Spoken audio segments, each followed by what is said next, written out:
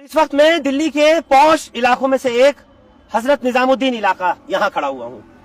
पिछले मंडे को 23 मार्च 2026 को एक भयानक दर्दनाक सड़क हादसा हुआ और वो भी कहीं और नहीं बल्कि हुमायूं टॉम से आगे या कहूं कि थाना निजामुद्दीन के बिल्कुल करीब में निजामुद्दीन वेस्ट की तरफ जो जाता है रास्ता, उस रेड लाइट पर हुआ।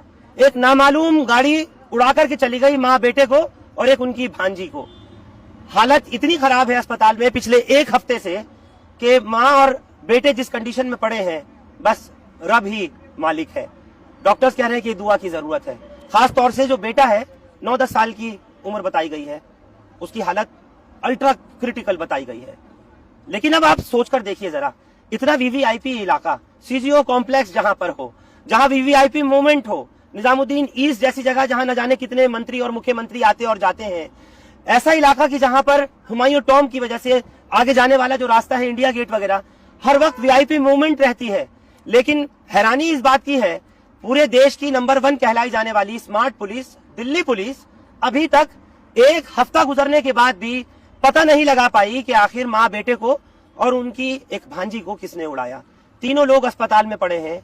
हालत इतनी खराब है कि लोग डॉक्टर्स के लिए बस यही अपील कर रहे हैं, परिवार वाले, कि डॉक्टर साहब किसी तरीके से बचा लीजिए। खुदा से ये दुआ कर रहे हैं कि किसी तरीके से इनकी जानें बच जाएं। लेकिन मैं फिर कह रहा हूं कि इस मामले में वो दिल्ली पुलिस जो देश के प्रधानमंत्री नरेंद्र मोदी की भतीजी का अगर पर्स छिन जाता है तो निकाल लाते हैं पर्स भी, और पर्स को चुराकर भागने वाले को, स्नैचर को भी। वो दिल्ली पुलिस कि अगर किसी नेता का, किसी यूनियन मिनिस्टर का, किसी केंद्रीय मंत्री का कुत्ता खो जाता है तो कुत्ता भी ढूंढ के ले आते हैं और जो कुत्ते को लेकर के गया तो उसको भी पकड़ लाते हैं।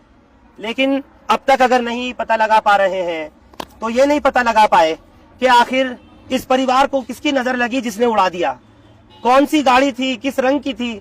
और मालूम है विडंबना क्या है कि जैसे ही हम लोग जो फ्लाईओवर से उतरते हैं डीपीएस स्कूल से, तो जो सब्ज गुंबद आता है निजामुद्दीन का थाने के पास वाला, वहां जो पहुंचते हैं उस जगह से लेकर के आगे भोगल और आश्रम के पास तक के सीसीटीवी कैमरे ही खराब हैं। सही सुन रहे हैं आप, सीसीटीवी कैमरे खराब हैं। लेकिन अगर इस रूट पर आपने कोई रेड लाइट जंप की, बेल्ट नहीं लगी थी, हेलमेट नहीं था, कुछ नहीं था, चालान घर पे आएगा, ये बात तय है। कहां से आएगा, कैसे आएगा, वो हमें नहीं मालूम। लेकिन परिवार इस वक्त में इंसाफ की मांग के लिए खड़ा है। पूरे एक हफ्ते से बराबर थाने आ रहे हैं, जा रहे हैं, एसएचओ साहब मिल रहे हैं, नहीं मिल रहे, ऐसी बात चल रही है।